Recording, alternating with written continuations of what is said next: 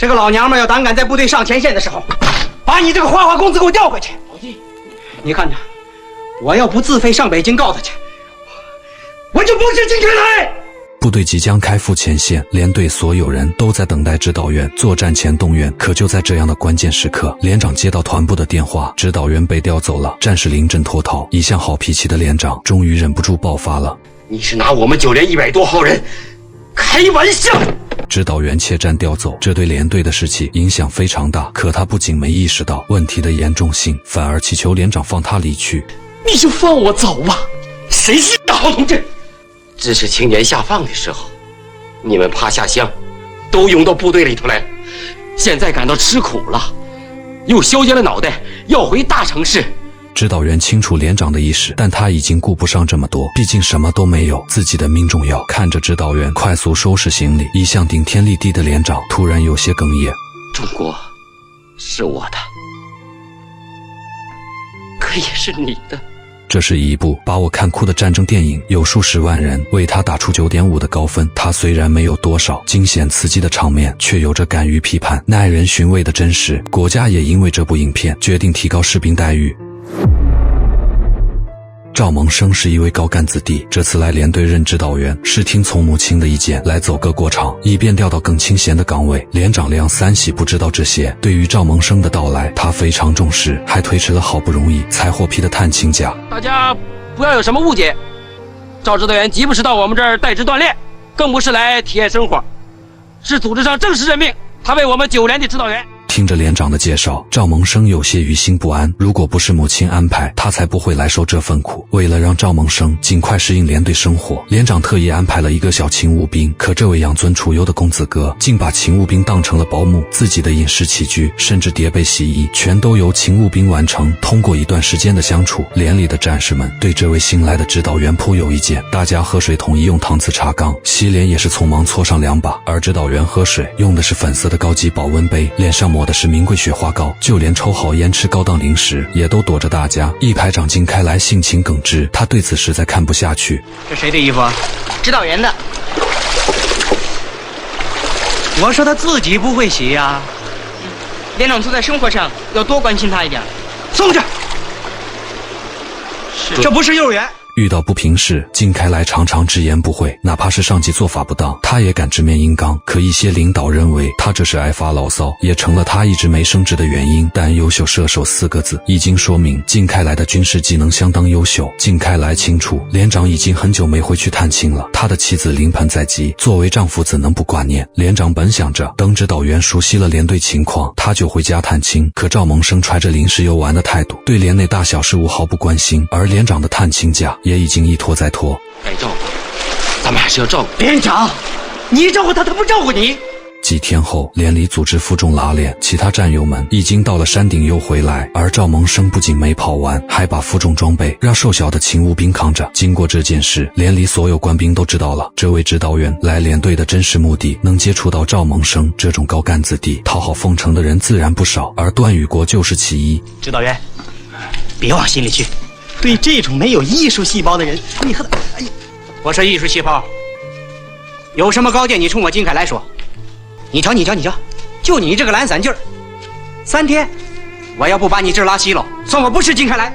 面对战友的反感，赵萌生在这里度日如年。他一天一封信催促母亲尽快把他调走。终于收到母亲的回信，可里面的消息犹如晴天霹雳。母亲说眼下的形势不同了，你调走的事情不可操之过急，让他先干满半年再说。赵萌生气愤地把信撕碎。在9连，他是一天也不想待了。在战友们的劝说下，连长梁三喜终于决定要回家探亲了。金开来为他订了车票，还为他未出生的孩子买了身衣服。别看金开来平时大大咧咧，实则外粗内细，对战友们格外照顾。赵萌生也在这天收到了母亲发来的绝密信。赵母神通广大，他于这2天收到风声，说最近有重大的军事活动，很可能是要打仗了，还在信中叮嘱此乃绝密，切不可告诉他人。为了不让儿子上战场，赵母正在紧急沟通关系，想尽快把儿子调走。赵母虽没有明说，但赵萌生还是通过报纸看出了端倪，是对越自卫反击战要打响了，而自己所在的部队极可能要去前线。看到这里，赵萌生彻底慌了，连长这几天就要回家探亲，如果连长走了，那自己这个指导人必然要挑大梁，想调走基本没戏了。赵牧这几天频频往团部打电话，催促赵蒙生调动的问题，消息很快传到连里。连长起初并不信，还好心询问赵蒙生，如果真要调走，那自己的探亲假就不休了。而赵蒙生冷着脸，自然不愿承认。要是你没有这个事儿，那我想明天休假不休假，你自己看着办。至于有人议论我，哼，舌头长他们自己嘴上，爱说什么说什么。赵蒙生要临阵脱逃，靳开来得知后勃然大怒。他奶奶的！这个老娘们要胆敢在部队上前线的时候，把你这个花花公子给我调回去。老弟，你看着，我要不自费上北京告他去，我就不是靳开来。几天后，赵蒙生的调动电话打到连队，这也就发生了视频开头的一幕。连长梁三喜主动要求上前线，而赵蒙生则被迫留下。当天下午，部队领导命令梁三喜于今晚带着连队准时出发。轰隆隆的火车一路向南，战场上子弹无眼，他可不管你是不是关系户。赵蒙生被吓得脸色苍白，甚至连饭也吃不下。等他们来到边境，这里已经遭到越南人的袭击，就连学校也成了废墟。不远处的山坡上，敌人已经修建了大量碉堡，而炮口正对准我们。200个一样个狼崽子，他奶奶的！我让你怎么吃进去的，叫你怎么吐出来。前线指挥所里，雷军长正紧急筹备作战部署。此时一通电话打进来，指明要找雷军长。电话那头正是赵蒙生的母亲，他当年从死人堆里把雷军长背出来，算是他的救命恩人。另外，雷军长年轻时曾做过赵蒙生父亲的警卫员。赵牧来电的意思是想把儿子调离前线，拉人请走后门，竟然走到流血牺牲的战场上。雷军长听得气愤，当即挂了电话。随后，雷军长来到誓师大会，当众谴责了赵牧的行为。有这么一位神通广大的贵妇人，了不起呀，很了不起哟！她竟有本事从千里之外把电话要到我的前沿指挥所。我想同志们都会知道的呀，在这种关键时刻，我的电话分分秒秒千金难买呀。她来电话干什么呀？让我关照她的儿子，要我把他的儿子调回后方，把我的指挥所当作交易所了。他奶奶的，走后门竟走到我这流血牺牲的战场上。我不管他是天老爷的夫人还是地老爷的太太，谁敢把后门走到战场上，我偏要他的儿子第一个扛着炸药包去炸碉堡。雷军长的话如尖刺一般狠扎在赵蒙生身上，首长虽没有指名道姓，但战士们都能猜到此人正是赵蒙生。一时间各种讽刺嘲笑围绕在赵蒙生耳旁，就连一向没个正形的老段也为赵牧二人的举动感到可耻。别看咱段玉国不咋地，报效祖国咱也愿流点血，可耻逃兵者不可当也。赵蒙生虽然贪生怕死，但泥人还有3分土性。在经历了痛苦的挣扎后，他毅然决然地站在全连面前，向所有人宣告自己要做一个真正的男人。我也是个军人，我也有人的尊严。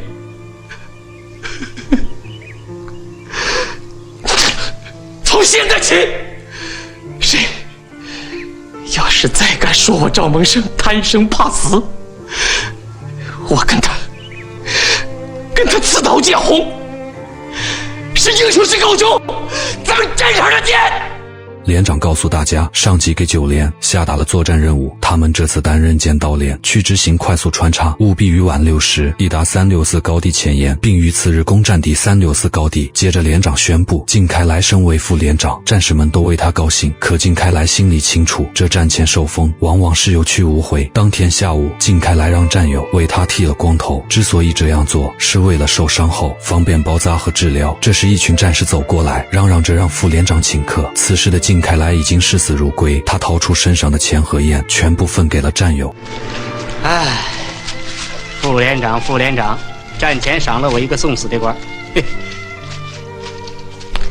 放心，我会在副连长的位置上死出个样来的。都是血肉之躯，又有谁会真的不怕死呢？靳开来看着连长，二人四目相对，已不需过多言语。由于9连的任务太过凶险，团里从各连补充过来15名战斗骨干，其中有一位叫小北京的战士，因为提前剃了头发，吸引了梁三喜的注意。明天就要开战，炊事班特意做了一顿饺子，众人一起吃饭时，赵蒙生砸碎了自己象征高级的葡萄酒，跟大家一起端起白酒。看到赵蒙生有了血性，靳开来主动跟他和解。来，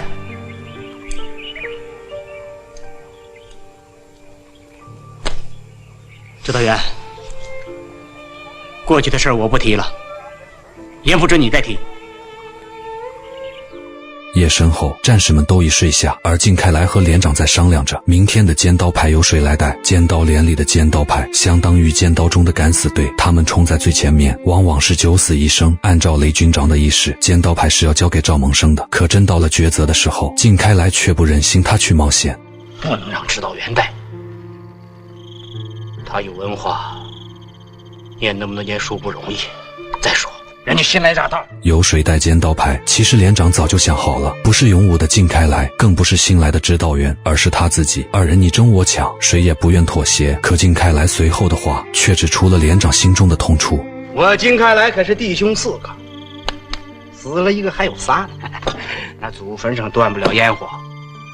可你梁三喜不行，你2个哥哥都不在了，你有老杨，有玉秀，和那个不知男不知女的小姨太。连长梁三喜出生于沂蒙山区，他的2个哥哥大喜和二喜已经先后牺牲，老三梁三喜则成了家中的独苗苗。想着家中的亲人，二人逐渐哽咽。身为军人，他们不怕战死沙场，唯独怕的是家中的亲人哀哀欲绝。兄弟之情，战友之情，在这个战前的夜晚显得格外动人。烈士灵剑。夜深后，连长给妻子写了封遗书，看着手中的拨浪鼓，他的孩子再有半个月就该出生了，如果自己牺牲了，怕是没机会把拨浪鼓送给孩子了。第2天一早，对越自卫反击战正式打响，随着一声令下，我军炮火完炮齐发。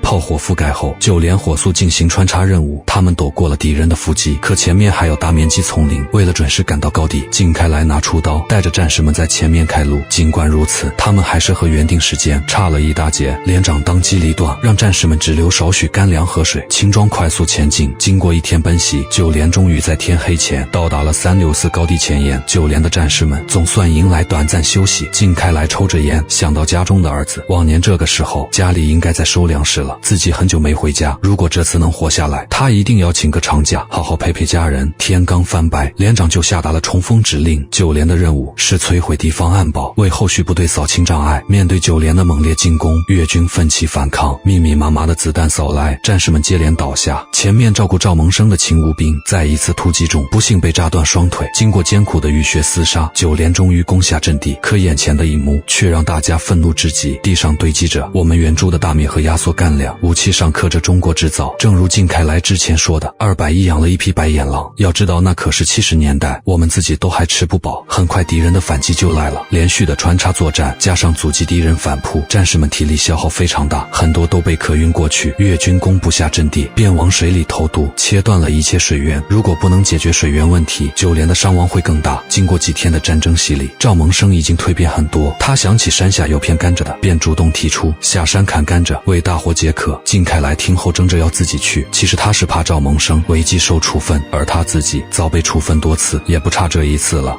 奶奶的，200个亿换不回来他一捆甘蔗呀！一半，跑，跟我来，走。很快，战士们就将甘蔗带了回来，靳开来却因为踩中地雷，回来时浑身浴血，已经奄奄一息。胖子，让大伙吃甘蔗。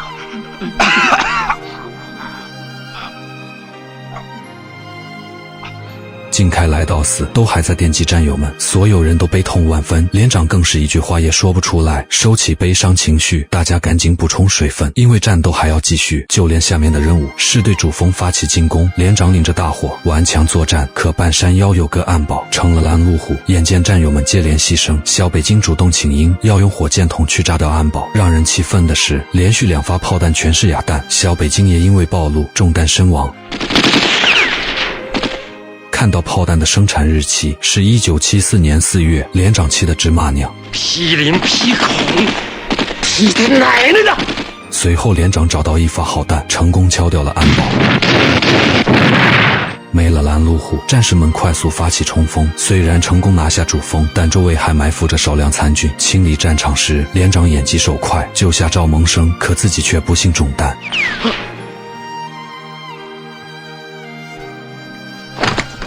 赵蒙生爬过去查看情况，可回应他的却是那渐渐染红的军装，没有一句遗言。连长梁三喜就这样牺牲了。连长，连长。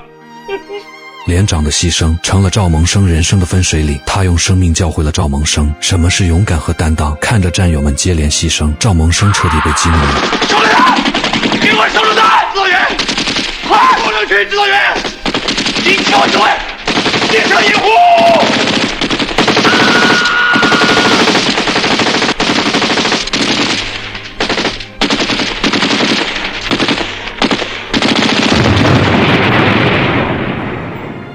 战斗终于胜利了，赵蒙生最后也活了下来。在给连长整理遗体时，他从连长的口袋中发现了一张被鲜血染红的账单，上面记录着为父亲治病时借下的欠款明细，一共620元。赵蒙生终于明白连长为什么只抽旱烟，衣服鞋子破了好几个洞也舍不得花。连长，咱们回家了。战争结束后，战士们凯旋而归，乡亲们夹道欢迎，可他们的脸上没有一丝喜悦，因为有太多战友永远留在了那片陌生的土地。赵蒙生没有选择调走，而是继续留在9连部队里要论功行赏。他亲切接待了每一个到部队的烈士家属，9连也因为英勇战斗被授予了能攻善守英雄连称号。参与这场战斗的基本都被授予了勋章，唯独炮排长靳开来什么也没有。看着靳开来的妻子和孩子失落的样子，赵蒙生气不过，询问上级为何如此？为什么进副连长连个3等功也不批啊？不存在违反纪律的问题。战场上砍甘蔗是我同意的，要处分，你处分我。营长，要是不给靳副连长记功，我们的功就都不要了。不管战友们怎么求情，英领导始终不愿松口。对此，赵蒙生彻底怒了。那我越级反应，我要向军党委、军区党委反映。随后，赵蒙生找到靳开来的妻子，拿出自己的1等功奖章，说这是靳副连长应得的，可嫂子却不愿接受。他无功，不能受伤。大嫂啊，开来他确实是英雄啊！他一个人就炸毁了敌人的2个碉堡，是他带领着我们打退了敌人3次反扑，他是为了我们大伙儿去砍甘蔗。这枚功勋章上承载的不仅仅是荣誉，也不止赵蒙生对靳开来壮举的认可，它是靳开来作为战士和家人的交代，以及牺牲的尊严。几天后，烈士家属的善后工作已经处理得差不多了，唯有连长的家属以及小北京的家人还未过来。赵蒙生想找寻小北京的亲人，却被团领导拦住，而梁三喜的母亲和妻子只知道他们上了火车，算算时间应该早到了。原来2人下了火车后，为了省车费，一路步行过来，娘俩抱着孩子，这一走就是好多天。此时赵蒙生的母亲也来到连队，当他看到儿子脸上的伤疤，心中的怒气又多了几分。上次在大会上被雷军长痛斥，赵母一直憋着火，论起交情，他可是雷军长的救命恩人。得知赵母过来，雷军长专门过来致歉，可前者却冷着脸不愿多言。不是我雷震不讲人情，因为我背后有天理，有国法。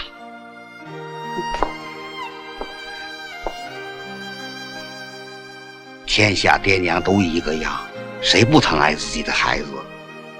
像梁三喜、靳开来这些烈士，也是爹娘生养的，人家都有妻儿老小，难道我们孩子当兵来只是走过场？该流血牺牲的时候，让老百姓的子弟上。我流过血，打过仗。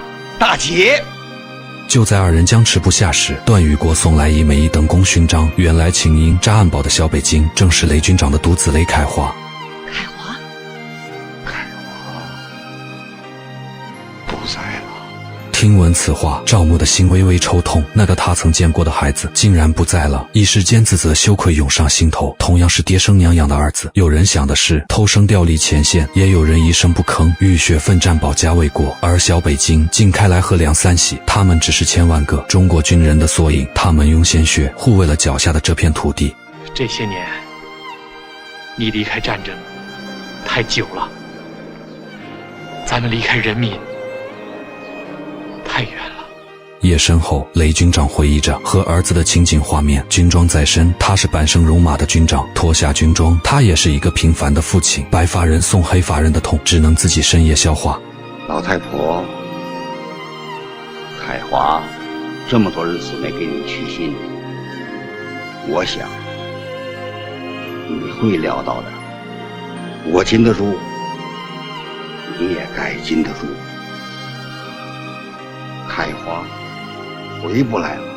2天后，连长的母亲和妻子终于赶到。赵蒙生告诉战友，绝不能把连长欠债的事情告诉他的家属，而那些欠款他打算自己还。得知连长的母亲和妻子步行了10几天才来到连队，赵蒙生的心里一阵酸楚，而连长的母亲却淡定地说：“我的人走点路不碍事儿啊。”知道丈夫牺牲后，玉秀因为伤心过度导致奶水不足。赵蒙生见此，立刻跑到镇上给孩子买了奶粉和一些礼物。为了帮连长还债，他还把心爱的相机卖了。到了晚上，赵蒙生把买来的东西送给玉秀，一同带来的还有连长的遗物。玉秀小心地打开包裹，里面是一件军大衣，而大衣下面是送给孩子的拨浪鼓。看着丈夫的遗物，玉秀已经泣不成声。没想到上次一别，竟然成了永别。天黑后，玉秀和母亲来到连长坟前，后天就要回去了。二人想好好陪三喜。梁三喜在那封遗言信中告诉过玉秀，如果他牺牲了，你可以改嫁，毕竟你还年轻。可玉秀并没有听丈夫的。俺要给娘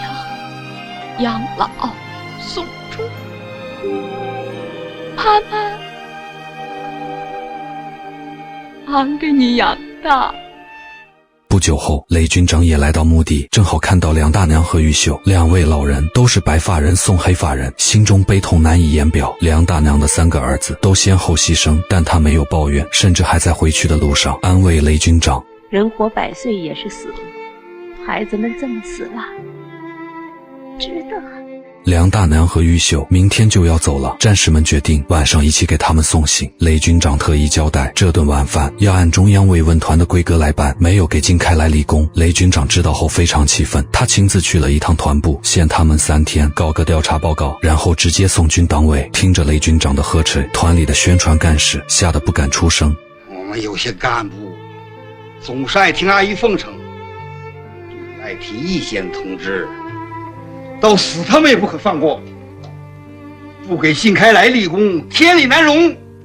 到了晚上，赵蒙生带着战友们为梁大娘和玉秀送行，雷军长也亲自赶过来。梁大娘这才发现，他们昨天遇到的烈士家属竟然是一位军长。大家入座后，雷军长亲自倒酒，一杯敬牺牲的烈士们，一杯敬梁大娘和玉秀。看着和自己年岁相当，也同样丧子的雷军长，梁大娘双眼含泪，说出了心里话：你是个军长，你把自己的孩子送到前线上，牺牲了。我哪怕就是看到了这一个，我总算是看到了，中国能兴旺啊！几杯酒过后，梁大娘在口袋里拿出620块钱，里面有550块是儿子的抚恤金，还有70是把家中的猪卖了才凑够的。原来连长在写的遗书中还夹着一张欠款单，他交代母亲和妻子，人死账不能死，庄稼人虽然不富贵，但庄稼人有自己的担当。这也是为什么婆媳2人下了火车后宁愿步行10几天的原因。玉秀嫂子，不能，这抚恤金老人家万万不能用抚恤金还账。大娘，连长下血，我们还。大娘，你不要管了，这个账让我来还，就让我来还。知道呀，你起来，起来，起来！可三喜儿生前留下的话，大娘我不能为呀。第2天一早，9连的战士们陪着梁大娘和玉秀向烈士们告别。巍巍高山上，白色的花环随风而动，似与自己的亲人做着最后的道别。山东和云南离着几千公里，今日这一别，不知道何时才能再来。电影最后，在连长梁三喜给妻子写的遗书中缓缓结束。你来信说，让我给孩子起个名儿。我想来想去，就叫盼盼吧，让你和孩子都盼上个好日子吧。